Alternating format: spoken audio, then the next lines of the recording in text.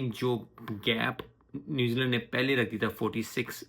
Runs पे out करके India को, आई थिंक उसको वो पूरा नहीं कर पाए। यस, बहुत अच्छी परफॉर्मेंस सरफराज खान ने दी, बहुत अच्छी परफॉर्मेंस जो है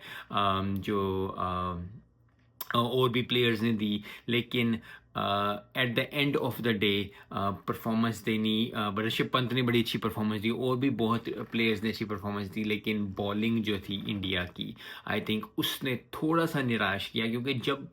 जब आपकी बैटिंग अच्छी चले और आपकी बॉलिंग आउट ना कर सके और आपकी बॉलिंग जो है वो 20 विकेट ना ले सके, काफ़ी लोगों के लिए आजकल ये बात है कि जी 20 विकेट लेना टेस्ट मैच में, क्योंकि ये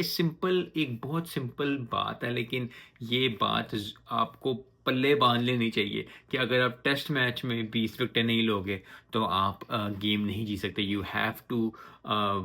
take 20 wickets in a test match, because if you cannot take 20 wickets, then most probably